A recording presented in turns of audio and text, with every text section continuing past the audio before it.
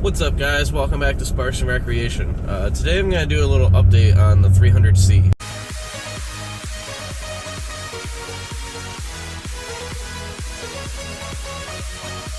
I have now had it for 6,650 miles, which seems like quite a bit for only having it for 2 months. I have also taken it to Florida and back, so I've got quite a bit of seat time in this all-wheel drive Hemi. And I kind of want to give it my thoughts, feelings, and average gas mileage that I've been getting with this thing. So I guess let's quickly go over what this thing is. It's a 2005 Chrysler 300C all-wheel drive Hemi with a 5.7. I paid $2,000 for this out of Michigan.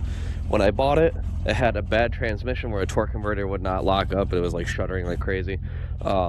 They sent me a check for $700 to replace the transmission, and on top of that, they also sent me money to basically cover part of the labor. So I have very little money into it. That being said, I have had to put money into issues that I didn't know about. So in the front end, I had a ball joint that was loose, a strut that was squeaking like crazy, a right rear speed sensor was no good, but when we went to take it out, the tone wheel broke on the CV, so we have a new CV in it. The exhaust system was basically straight piped from front to back from the cats, and it just sounded terrible. So we have my old Hellcat exhaust was put on at first, but then we decided we're going to take it to Florida, and it was so loud and obnoxious that we still have the Hellcat exhaust, but I have a second, there's a Hellcat resonator welded onto the back.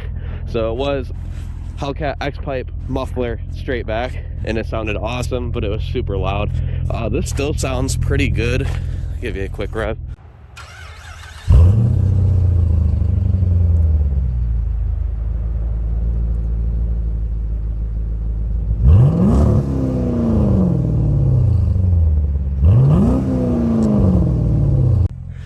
So obviously it's not nearly as loud as it was. It doesn't sound as good, but it's a lot more drivable. Unfortunately, the way that this thing kicks down in 5th gear, it just put a drone that literally vibrated through the entire car. It's like, you couldn't even think. It gave us headaches when we were driving it.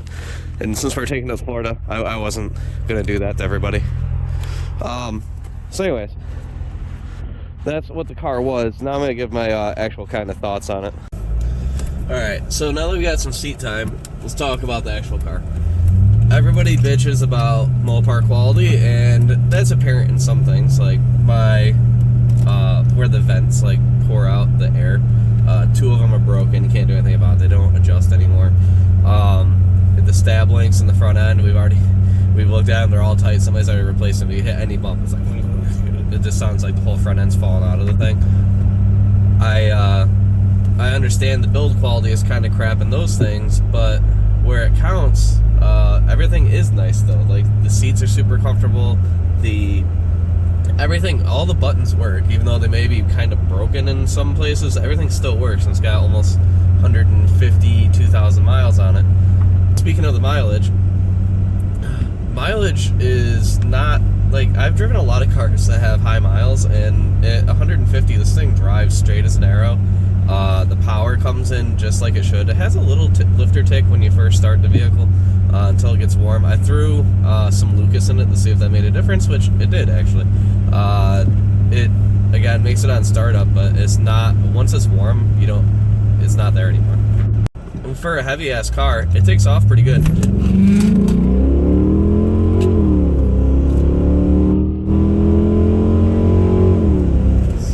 That was 0 to 70, which probably felt like it took forever as you're watching this, but it actually is pretty quick.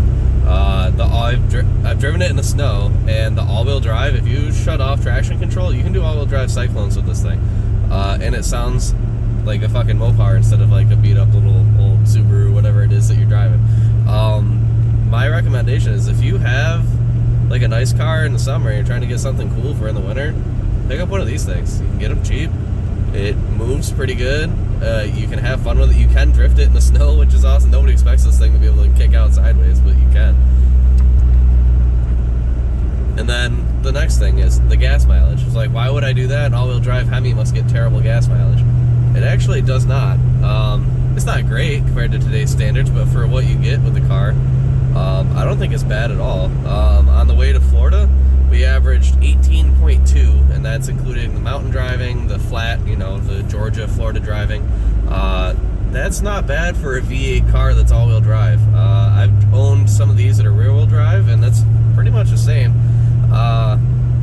When I am doing my normal daily driving, not on the highway, I'm averaging, like today, 15.8, which if you have no money, obviously that's probably going to be too expensive to drive around as a daily driver, but if you're doing okay and you're looking for something kind of fun, cheap, I don't think it's that bad. I mean, compared to my truck that gets like 8.5, this is awesome. Over the course of the 6,000 miles I put on it, I have had 2 recurring check engine lights. They only come on when I'm doing long highway driving over an hour and a half at a time. If you're just doing city driving, it never comes on. But if you jump on the highway, set your cruise at 80 miles an hour, within an hour and a half, 2 hours, you start getting these codes. The first one is the wrong oil type. It recognizes, must be that I have the Lucas in it, so it'll tell me that you have the wrong viscosity oil, and that is an actual hard code check engine light. It will come, if I stop doing the city driving, it goes away, so obviously it's not reading it all that well, but it does catch it if it's on the highway. The second one that I've been dealing with is, it says Egr Circuit, so it looks like somebody's already replaced the EGR valve on this, and when I took the throttle body off to clean it up because it had this weird like surging going on, like if you kept a constant throttle at 55, it'd be like so I took the throttle body off, cleaned it up. There was a lot of crap coming right out of the EGR into the back of the throttle plate. I don't know if there's still something wrong with it, but if you drive on the highway, it'll throw the EGR code, but everything's been replaced, so I don't really know what to do about it other than just hope that it stays off for when I go to inspect it next time. When I did clean up the throttle plate, it got rid of all that surging, so I'm hoping that it's just kind of like giving me like a false code every once in a while.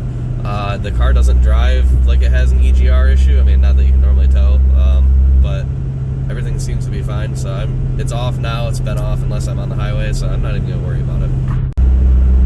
Cool part about these cars too is, like, on top of the fact that they're super comfortable, the seating position is very similar to like what it is in the Hellcat, so I'm used to the way this chassis drives, and you can throw it around and have some fun with it.